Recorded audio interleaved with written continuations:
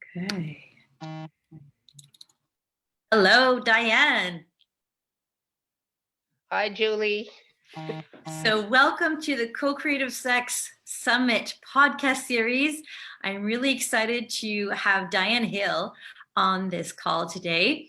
She's a woman that I have so much admiration for. She's been one of these real game changers for First Nations people across the country, and even had a huge impact in her Six Nations community and of the whole Ontario and sort of First Nations of Haudenosaunee people. But I know that she works beyond. She's not only worked with her people, she works with all people, and has even been called to Africa and different parts of the world where there has been a colonial imprint and footprint. But she is this amazing woman that actually I first met when I was at university at 18. And she was probably the first person that offered this container for me of connecting to something that I was carrying, that was really a wound that I was carrying. And she, by just her words and who she was, had me in 5 minutes broken down into tears and releasing whatever I was carrying. So I was like, who is this woman? And at the time she called it unburdening. But now it's progressed and evolved over the time.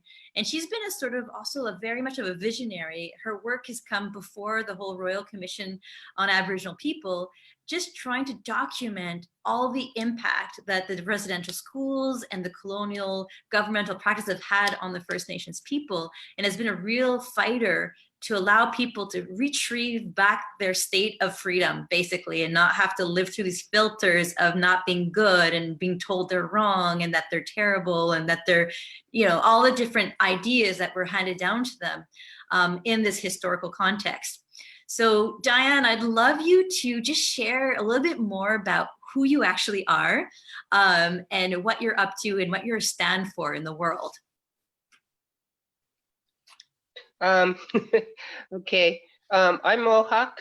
I come from the Six Nations of the Grand River Territory. I live here. This is where my home is. And I'm the owner and operator of a private healing lodge. So I created a healing lodge in my community to do small group work with people who are coming to see me, looking to remove trauma from their lives or from their memories, looking for other ways just to sort of feel better about themselves, to like themselves a bit more, and to get on that journey towards the self-discovery or the self-love.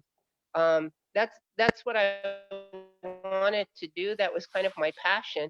I've been doing this work now for about 37 years, and a lot of it has to do with working on myself. So I had to go and take that deep dive, we call it, into my own emotional traumas and my own issues and my own unburdening work that I've done over the years. And so each time that I'm able to let go of a little piece of my own trauma and my own negative or heavy energies, we call them, and be able to release those and then come to a completely different place of understanding and self-perception, right? So I see myself differently than I did, say, 20, 25 years ago. I'm not the same person, which is a good thing, because you wouldn't want to have known me about 25 years ago. Because, there was a lot of behaviors that I had back then to kind of medicate or cover up my own pain, my own emotional pain. And not that I went to the residential school. I see a lot of clientele over the years who had gone to either residential school or had parents who went. And so the trauma, the intergenerational trauma and stress that came out of those kinds of experiences for people were handed down to their children, and then the people didn't know, so they grew up with survival behaviors and created all kinds of distress patterns, we call them, in order to survive. So survival patterns, and maybe they weren't the best behaviors, but they were behaviors that's all the people kind of knew. And I fit in that same boat too. That's all I knew is what I grew up with. And then I tried my best to raise my own children through that process. And so it's an ongoing healing and wellness and self-discovery and personal awareness is all a ongoing process. removing sort of layer by layer by layer of the issues that are affecting people. So because I've done so much of that work on myself, I wanted to create a place where other people could come, and it didn't matter what people. So there are diverse races of people, different cultures that find their way here to me in Six Nations. And we do small group processes, but they're intensive processes. They're body-based ways of healing the emotional trauma, so that we're using the body to transform and to change how we feel.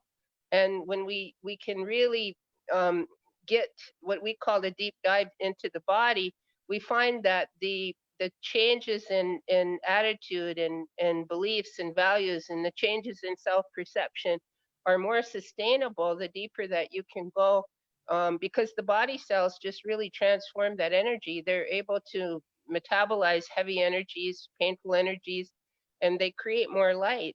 And so when we started to realize that, we started to utilize that process of healing and wellness. And so that's what I do now in my lodge.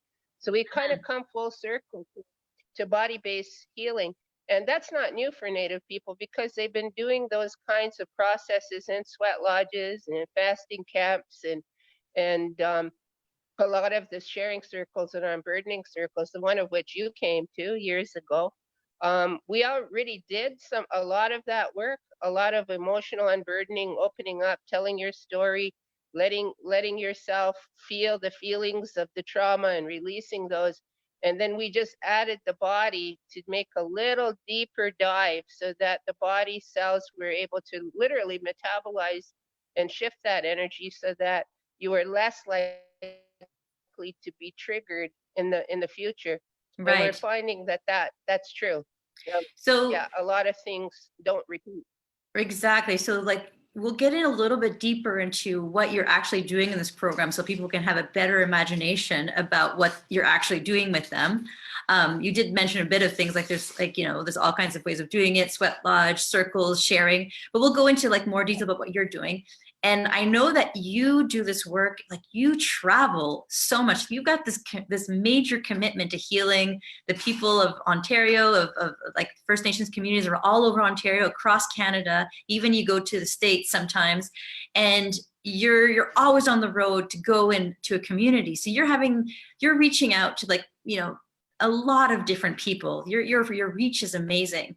And since our conversation here is about the colonial imprint or footprint on sexual behavior, I would love to hear from all these experiences that you've collected in your travels. What do you sort of see as patterns, as like, hey, that comes from the colonial imprint, that from disruption in a culture. This is showing up in the sexual behavior. Can you share a little bit about that? Well, I think we don't really, when you're talking about the colonial imprint, you're talking about a belief system, a set of values and beliefs and attitudes that are placed upon a people. And of course, the residential schools were run by church authorities. So if you go into some of the church, the beliefs and values and attitudes of people who attended churches like Catholic churches were a big impact on Native people in our communities.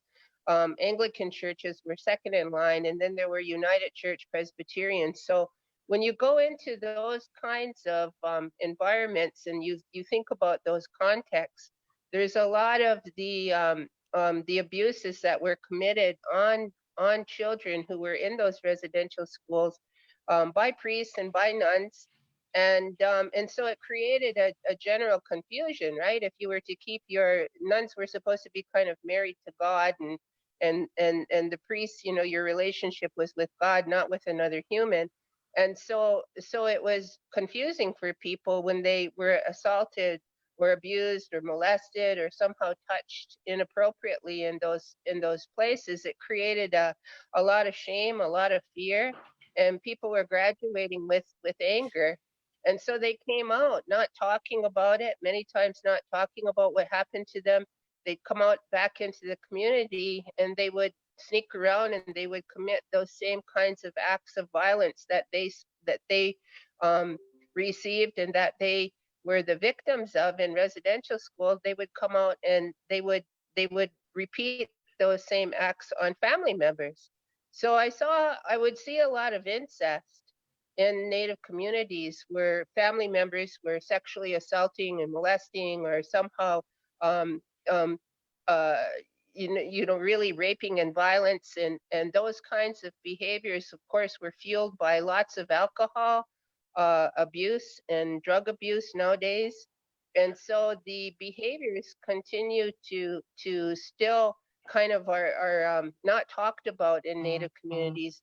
It's really prevalent, sexual abuse in Native communities, but you don't really hear a whole lot of people talking um, about those abuses or sharing them in public circles. Now, I hear a lot of that in my private healing lodge and in my private work. I would hear that.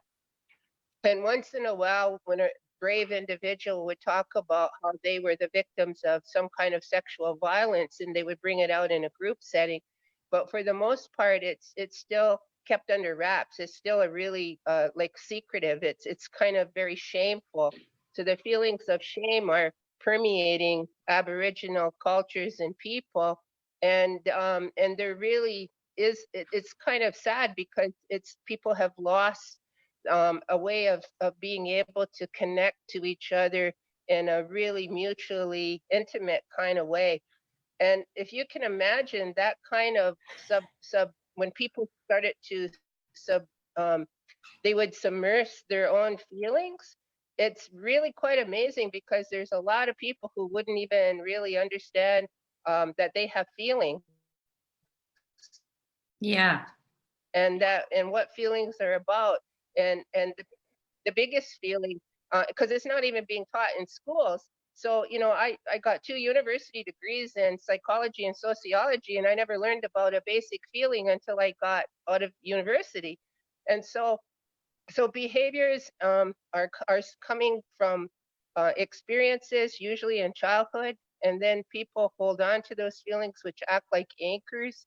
So those feelings are anchoring those behaviors in place, and then people will go out and commit those sometimes assaultive and violent acts on other people, or very disrespectful of women and men. It's not just going one way. Sometimes the woman is also picking on the man as well, and it just got really kind of crazy sometimes. And I remember growing up um, and here in the community, and myself, wondering, like, because nobody was talking about safe sex or good sex or intimacy or feelings. Like, nobody was even talking about those kinds of things here and out in the open.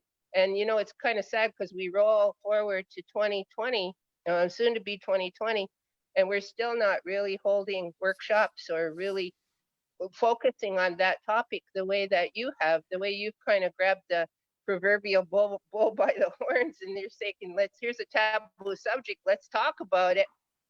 And here's a topic of sex that could be, shaming, and a lot of people, have their behaviors, and nobody wants to talk about it. Nobody wants to bring it out, and it's really quite sad that we're still struggling in that area. But I've got hope, and the more people like yourself who are bringing out the topic and dare, you have to be daring and putting it out in the public on podcasts and things, and even just bringing speakers forward to even talk about the sex from the whole spectrum, from abuse to everything in between, to transgendered people. We have two-spirited people in our communities, LGBTQ people, all the way over to whatever healthy, sexual intimate connections are between people. We really are not having that conversation, not yet, eh? But as a therapist, as a healer, I see a lot of it privately in the sessions and in the sessions and programs that I run. So, So my hope for it is to change. so I you've hope to sat see both that with, change. yeah, so you've sat both with people that have been victim, and you've been also sitting with people that have perpetrators, have been, committing some actions too. So what does that feel like, being in a room with these two peoples, the two different You know, situations? yeah, and from a human perspective, Julie, it really isn't a difference in terms of like everybody's hurt, everybody's wounded, and some of the woundedness comes out in perpetrator behavior, and some of the woundedness comes out in being withdrawn and depressed and suicidal kinds of behaviors. Lots of alcohol abuse, lots of drug abuse, lots of ways of trying to medicate the pain, from kind of sexual violence and sexual traumas. Uh, they're the perpetrator, it needs healing just as much as the person who's been perpetrated. Yeah. Who and I don't like to use that word victim, because it implies like what there's a bad guy in all of this, when really the perpetrator is just as hurt and wounded as the person he has hurt I love or what you're she saying, has wounded. actually, because it's like, whatever behavior you choose, it could be a behavior of being the receiving end of like whatever the pain is, but you can also be the one giving the pain. But no matter what it is, it's actually coming from a place of being wounded, and you just have different It is. strategies to deal with it. So that's a really good context. Exactly. So Yeah, give us a little exactly. more of a detail now, like, so that people can really understand, like, what makes your program really effective when you're sitting with a group of 5 or 6 or 7 people and something comes up around sexual healing. What happens? How do you manage the situation so people can imagine what you're doing with people? Well, there was a case that came up when I was on the road, and that one comes to mind. I don't know why, but I'm going to share a little bit about that one. And in this case, the individual was a young woman, and she had suffered sexual abuse, incest through her family and in her family with her cousins, with different family members, extended family members like uncles and aunts. And she came to one of our private sessions. She booked in for a private, um, and so she disclosed for the first time, and she's up in age, right? So she's not a young person. She's older, like in her in an older individual. I'm going to guess in her early 40s. And so that's a long wait, if you understand, a long wait. So things have been happening when she was a child growing up with the incest, but she doesn't disclose, she doesn't tell a soul, she doesn't mention anything until now she's in her 40s. And she appears and says, I just can't keep this a secret any longer. I need to bring it out. I need to let it go. And I need to let the feelings of shame go. And I really need to look at myself and really find a way to be less shameful. And Mm-hmm. so that's what I hear more often than not. And that's the big one, Julie. That's the big one on the feelings chart. When you were in program with me, I would teach these feeling charts and I would show the layers. And shame's at the bottom, it's right at the bottom of the layers. It's the heaviest feeling. It lives in the body like a heavy, like molasses kind of energy. And it's really hard to move, and it's really hard to express and to get that energy to move through the body.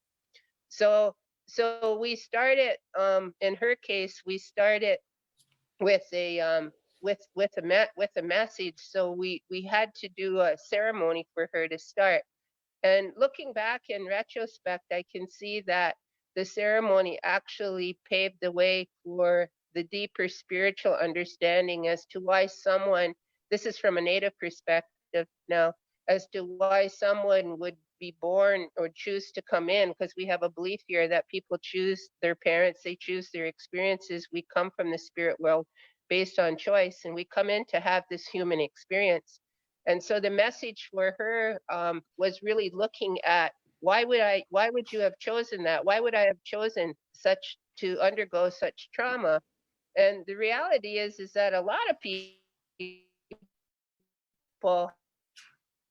have uses that are so prevalent in families and in communities, and it's just that people don't really talk about it that much.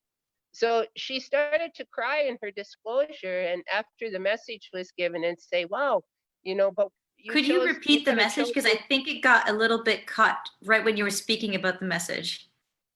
Well, the message was is that she chose a path to come in to have this abuse, to experience this abuse, and then to learn how to heal from it. Because in healing from it, her energy would ripple out in waves to other people in her family community and to First Nations in general.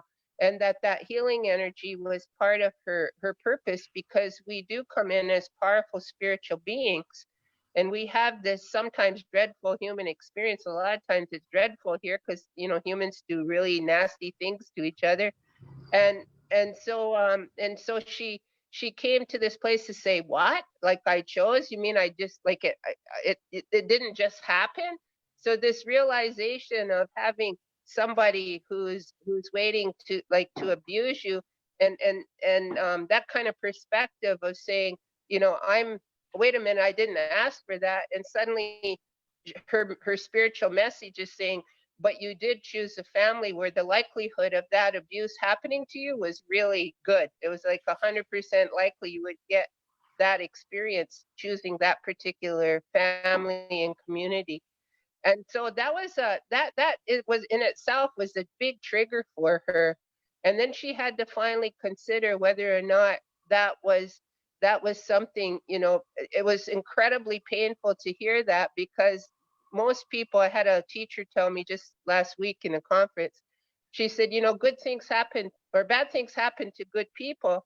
And she says, but what you're saying is that there are spiritual reasons sometimes why we come into the world and we choose the families we do and we have the experiences that we do, because you're saying that we brought it onto ourselves, we chose it onto ourselves. And I said, at one level of understanding of spiritual consciousness and understanding, I would say you didn't mean to choose it, you wouldn't have chosen it to be hurt like that.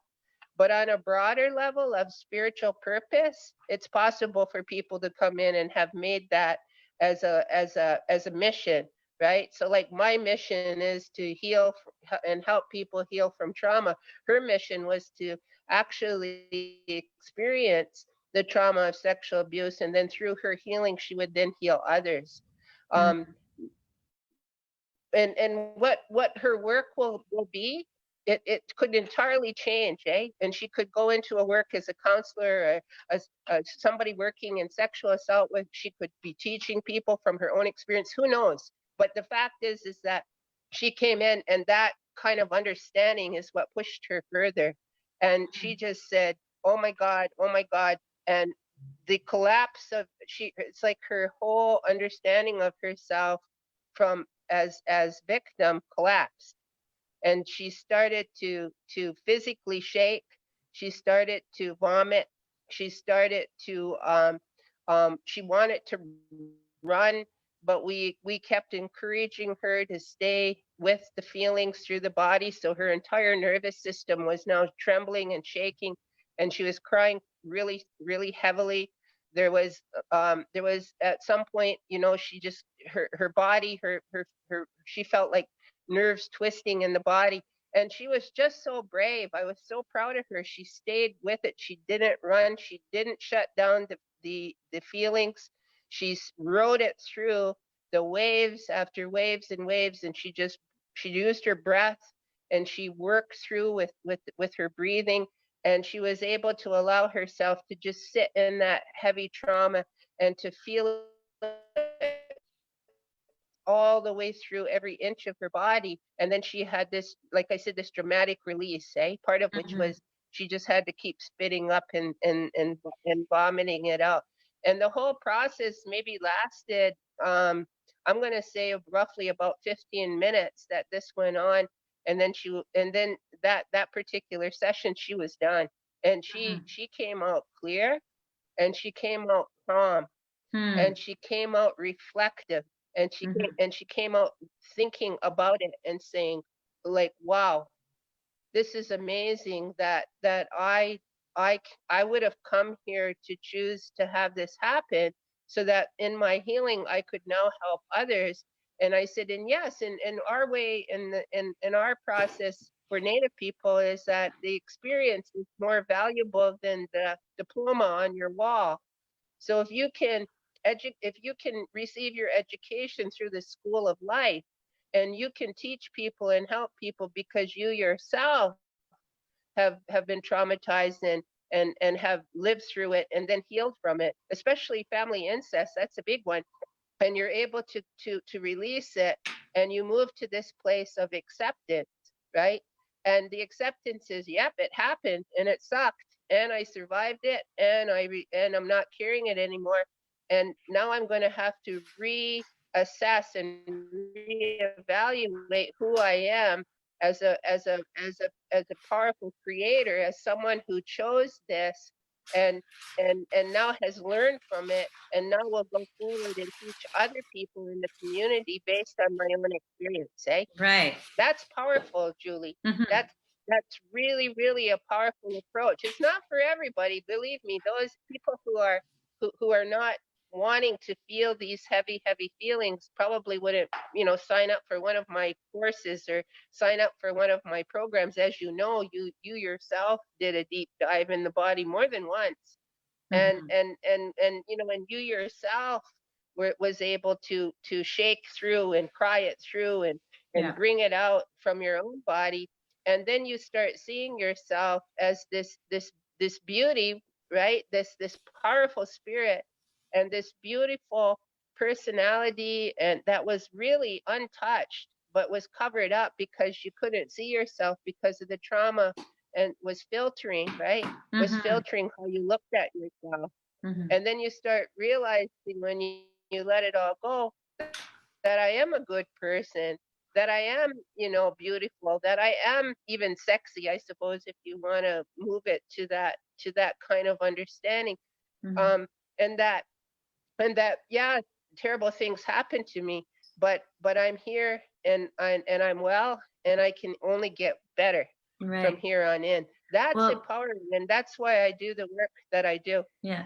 No, that's really powerful. And I really love how you describe the process. It's like, yeah, like something happens to this individual that somehow shame gets attached into the body and gets a block there in the body, and it weighs on this person. And by opening up and sharing about it, you're like, yeah, actually letting it out of your body by talking about it, by crying, by puking, whatever way. But it's almost like you're allowing yourself to, your body's allowing itself to free itself from whatever's been locked in there, and that allows Yeah, that energy circulation to happen, and you open up and you get more and more in touch with that sort of like essential part of who you actually are. yeah. Awesome. Yeah, Awesome. absolutely. And so, yeah, yeah, and who you really are is this beautiful, powerful, bright light, this caring, kind, and loving, like the body, like who you really are at the center of yourself. For all of us, even people who are the perpetrators, with the people they call the offenders or the dark ones, people refer to them as that. Even they have light within them, but they may not have had an opportunity to even release any of these kinds of heavy dark energies, so they wouldn't necessarily even know that they have this whole beauty and power That's that's available to awaiting them. them. Yeah, so it's not about, I think there's a difference between power versus force, eh? So in trauma, there's a lot of force, there's a lot of violence, there's a lot of, I'm not asking you permission, there's a lot of disrespectful behaviors going on.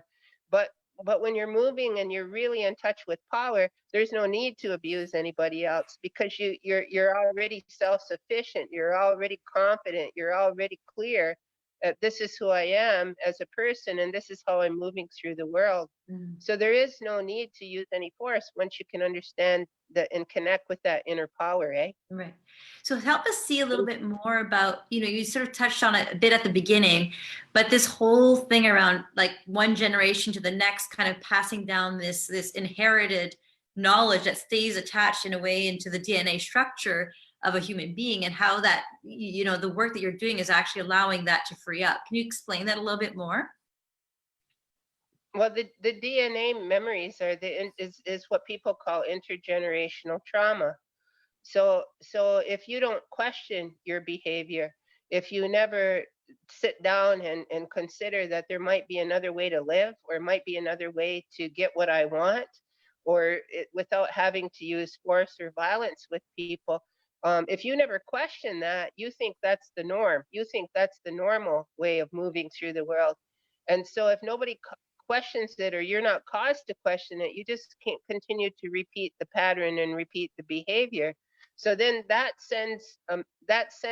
energy, then that interaction or interpersonal relationship creates behavior on the next generation. And once again, if you're not questioning it, if you're not looking at yourself, and really the education system doesn't support us to look at ourselves. It's asking us to look at everything else but ourselves. And that's why programs like my own, and people who work in healing and wellness, really are pushing for self-awareness and self-discovery, and really questioning that behaviors, that people have. There are other ways to live, and that there are other models in the world to move through the world. So the intergenerational trauma is being left in the DNA blueprint. So, for example, my mother never dealt with her sexual abuse or behaviors. I only heard about it through my sisters, my older sisters, and their talk. And then I started to realize that my mother had also had sexual trauma, but she never spoke about it. She never mentioned it. She kind of just raised us. She never questioned it. And how my older sisters found out or heard about it was probably talk from the grandparents. And so it's being held in the memory. So mom passes that memory of that trauma onto me, and then I grow up without questioning myself. I might grow up carrying this fear of men, or this anger towards men, and so I'm carrying it at a level or distrust, because my mother is also physically voicing, saying don't trust men. And and I don't know why, but I'm picking it up. I'm picking up the memories of her trauma, her fears, her anger, her distrust. And so that invades my behaviors as well. And yet I'm not questioning what that is. Nobody's telling me to question it. It won't be until I grow up later and have my own abuses that I really start to question, like, is this the way that relationships are supposed to go? Are they supposed to be um, sexual based? Because is that the normal? So you go out on a date, and you be with somebody, and you may end up having sex with them, and then the next day nobody talks about it, and then the next day the person might even have a new partner or another relationship. And so you grow up not questioning these things. You grow up thinking, because everybody else is doing it, that that's the norm. Mm-hmm. And so it ends up living inside of the people's behaviors. It's living inside of our energies, our memories, our blood memories of all the trauma going back. And that's just speaking on my mother's side. um, Mm-hmm. I just recently recalled a memory in my own body. A year ago, I had a therapist come from Holland, and I'm always interested in learning new techniques, or having a way of sourcing and clearing out heavy energies. And so this gentleman helped me to go back and look at my father, who's passed away now, and to look back at him and his life, and what came out from the cells of my body, from the memories in my body, through the DNA of my body came a memory, a vision that showed that my father had also been inappropriately touched by a man who I could not identify in the vision, when I was in this kind of semi hypnotic state, as I call it, because I'm looking inside, and I'm just sometimes you think it's a dream when the memories surface into your consciousness, and you start to say, did I make that up, or did that really happen? And I know in this business, I know now not to ask that question, because if it comes up and it comes into your awareness, then it's true. So you need to work with that. And so I suddenly started to consider that my father's behavior was part of his trauma. So my father never supported the men coming to pick up my older sisters. There were lots of times that I saw him rage. I saw him take a rake and bring it down over the hood of the car of some young men who came to pick up my sisters, and there was no way my father was going to let them out of the house. And so he came out. I was a little girl, and he came out in a rage and brought that rake down on the hood and swearing and yelling. And of course, the young men, start up their car and speed out, right? And because they don't want to have to put up. And I used to wonder, why is my father so angry, at these men who are coming? And of course, my sisters are crying and they're scared and they're in the house because they wanted to go with these men, and my father didn't permit it, eh? And so I used to wonder. I thought that's a little bit rageful for, a little bit, what is it, extreme behavior to for somebody who is coming out wanting to date my sisters. So do you see how that those memories, unspoken, create behaviors in people, and then they're passed to me. I don't question it, but it reinforces my father's behavior of bringing the rake down on the hood of the car, reinforces what my mother said about you can't trust men. So there obviously must have been something going on there that you didn't trust. And so Right. therefore my father, so it gets reinforced, from both sides. And once again, nobody's talking about it. If everybody kind of looks at it as wow, that was kind of extreme. That was a bit harsh. But Yeah.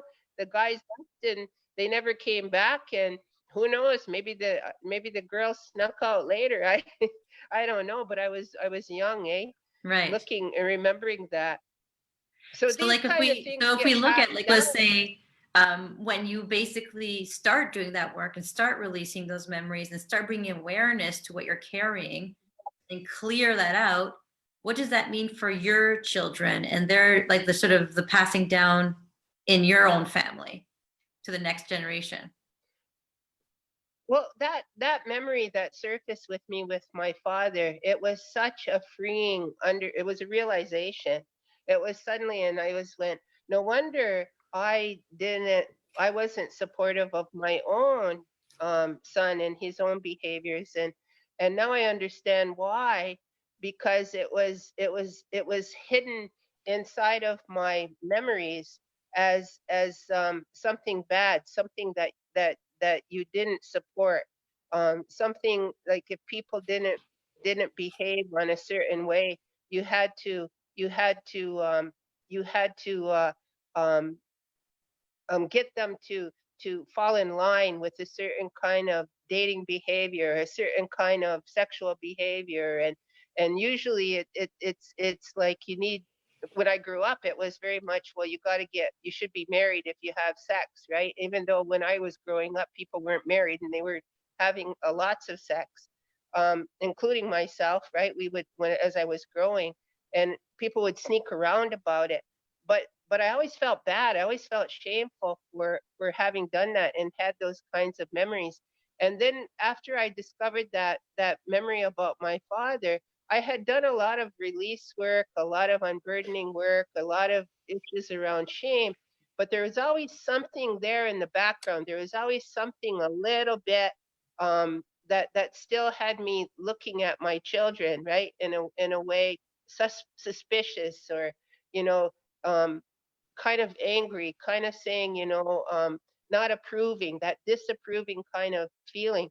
And when I learned that about my father, it was as if, and I saw that it cleared something from me, and I lost the disapproval.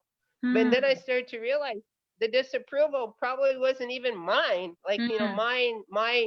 me, Diane, and me growing up, and me clearly consciously choosing what my attitudes were going to be towards sex. I never had that conversation, so I never developed that.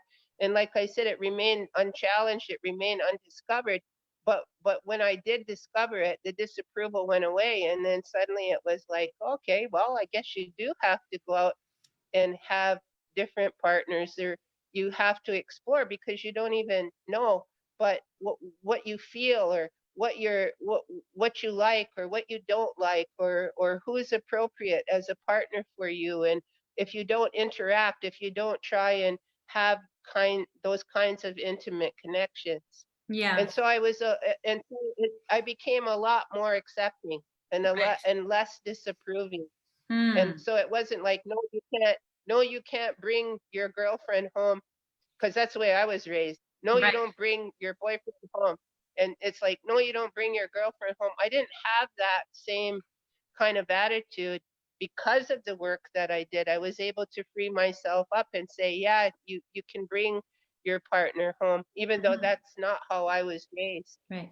So when But it we're was like, our more whole conversation today is about this colonial imprint, footprint that, came from, it could have started off unraveling the sort of sexual experience from, the residential schools, or from the whole conversation around sex. So that came with the churches, some of the actions that were committed, and just how it sort of then went from generation to generation to generation. And your work is about freeing that, so that basically people can have more freedom about experiencing who they are and how they want to experience sex in the world.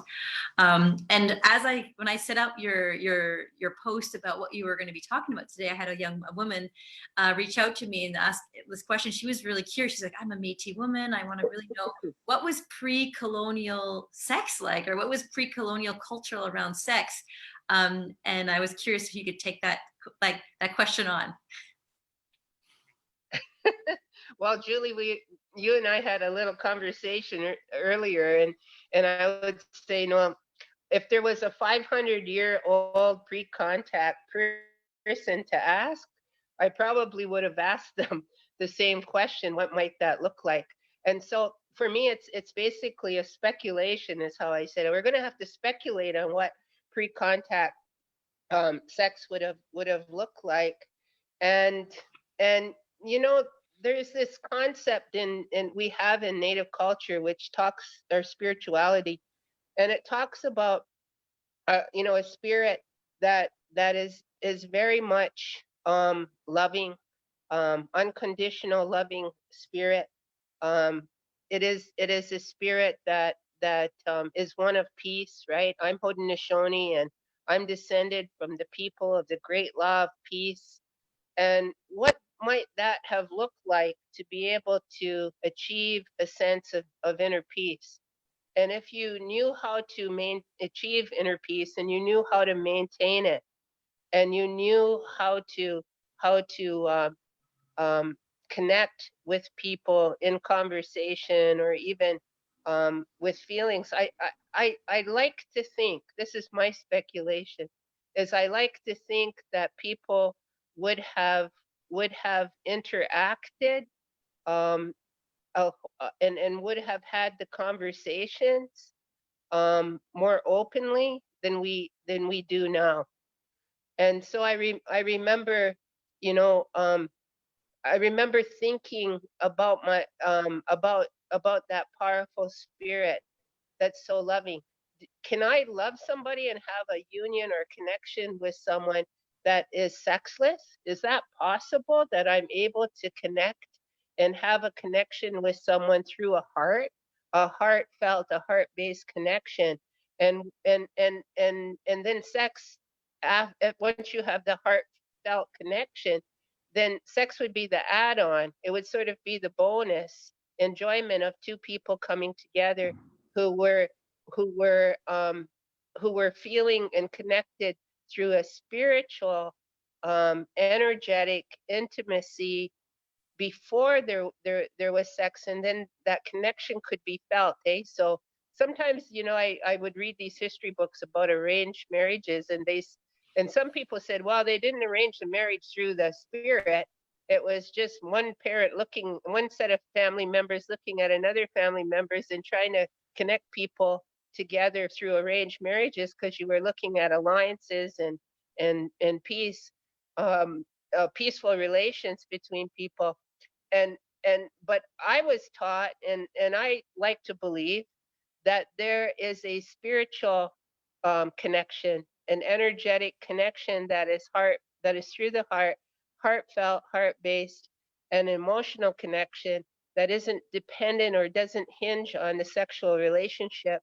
and that if anything, sex would enhance already what was already in place, which was a heartfelt, a heart-based, a peaceful and respectful connection between people. Um, do I believe that humans are perfect? No. Do I believe that, you know, that there was a fairy tale of humans not having agency or not having trauma or not having known? I think living on the land and living in bark houses, and I think, you know, hunting and fishing, I think there was trauma even back then. But I think I like to think that our people had a different way of dealing with the unrest and the tormented, the inner torments, Mm, and they knew how to bring themselves back into that peaceful place, mm, and that they were keen on helping others to do the same.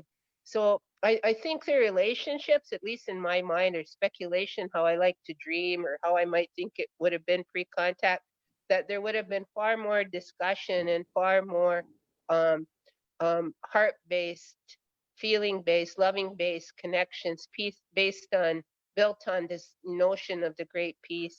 mm, Um, and how would that, from people who are more aware, does that necessary more aware of the heart connection, would that necessarily prevent the physical connection? No, not at all. Is it possible for people to exist and still want to just have a physical connection? Yeah, I'm sure. We're not perfect. Humans aren't perfect. So there are probably people who just want to have the physical connection and not the heart connection. But more and more of my women friends today, my women friends and myself included, is they can't just have casual sex or with a random person. Most women, and most of my women friends, myself included, they really don't want to have the more sexual physical relationships without the heartfelt connection. I think mm, a lot of people, as they age and grow up and have the experiences, are looking for a more intimate connection through the heart, as opposed to just bodies rubbing together and having the sex. I mean, you can do that, but is that gratifying? Is that bringing, you know, about a sense of calm or love or connection? No, I think sometimes people can have sex and not have intimacy. And I think for me, and pre-contact was more about intimacy. And and today, contemporary times, when chats with my women friends, it's they're looking for the heart connection over and above the good sex. Eh? Yeah, the right. sex is good, but I really, yeah, if he can't talk to me about his feelings or he can't relate to my feelings, then really, what do we have in common? How can we really build Right. you know, the relationship or the love? Mhm. And yeah, so you can have a strong attraction spiritually, magnetically, we say, um, from the spirit, and the spirit brings you, and you kind of meet what people loosely call soulmates, right? Right. And you can make those connections and have those relationships. And a lot of people will say, yeah, in the beginning it was a sexual attraction, but now I have to work on the love to make the marriage work, to make the partnership work, to stay connected. And it doesn't matter if it's same-sex people or not. It's a human condition. And so I'm Yeah. finding that that's where people are tending to go nowadays. Yeah. So tell me, like, I see our time kind of coming to an end now, but is there a last comment that you'd like to make, a recommendation or some statement you'd like to make about sex and the colonial footprint, or something that you wish for people? Wow. I mean, I wish them peace, obviously, right? And you know, I'm in my 60s now, and so I've had a lot of time, a lot of years that I've spent working on my own issues, on my own heavy emotions, and the more I let go, the more peaceful I became. Right. And so there is no push anymore. There is no desperation anymore. I connected so deeply to the spiritual energy in myself that that there's no loneliness. There's no need to go out for me to look for a partner, or even need to have one here. Like, I can I can feel at peace inside of myself, and I can create a very good life. And if someone comes along, if there's a partner who comes out male for me, if a partner comes along who's male and who shares, you know, that kind of open-heartedness and peace within, sure, you'd like to come together and form a connection there. You know, absolutely. But I'm not looking for it. And if it comes and it happens, I think that's the most peaceful I can wish for people, is that when you do your healing work and when you connect to that inner spirit and that deeper light, that peaceful energy, the loving and joy and the peace that's deep inside of all of us, that's what I wish for people. Okay. Because it's the craziness. Yeah. It Yeah, stops stops the the craziness. loneliness. That's It a really stops the good way of putting darkness. it. So, you know, Diane Hill is like this powerhouse of healing. She's been working on healing and working with her people and healing all people actually for the good 40 years of her life. And we're actually really blessed that she's going to be coming to Vancouver to be on our panel on the 14th of February, part of the CoCreativeSex Summit series, and part of the actual summit itself, a panel on our what we call the Sex Up Your Life a soiree. So she's going to be part of our panel. So we're very excited that she's coming here and just, you know, be able to bring that wealth of knowledge, like that, those thousands and thousands of people you've sat down and worked with and allowed for transformation. Having someone in the room with that kind of experience of seeing the human transform itself is really inspiring. So thank you so much, Diane, for being on the podcast with me today. So it's the CoCreativeSex Summit podcast series. So thank you for tuning in with us. And yeah, we hope to see you part of our summit with Diane and the rest of the crew that are all equally fascinating powerhouses as well. So yeah, just keep in touch. And if you follow the link that it comes with this podcast, you can sort of see what we're up to, what we're creating on that weekend of Valentine's weekend. This multi-perspective, multi-dimensional experience of what sex actually is. So thanks, Diane, for taking the time today. You're such an amazing wealth of knowledge. And I also just want to acknowledge you for the impact you're having on First Nations people across Canada, across the world. And like in a very concentrated way, all in your province of Ontario, because that's where you do most of your work. But your work is just phenomenal. I want to say, I know that you often tell me, I'm tired, I'm up to this, I'm up to that, and you're driving around. But like, I've never seen a woman so seriously getting to all these remote communities and doing the work. And it's just it's an honor to know you. And an honor to see that your work is even impacting. We went together to Kenya at this conference in Nairobi, and you're there sharing with the people there in Africa about, you know, the process of decolonization. And so your work is just remarkable. And I just want to acknowledge you for like being such an amazing human being. Thank you. And you've had a huge impact on my life. So I'm so grateful. So thanks a lot. Mwah. Big hugs to you. Thank you, Julie. Okay, we'll see you soon. See you soon. In February. Yeah. Okay. Bye.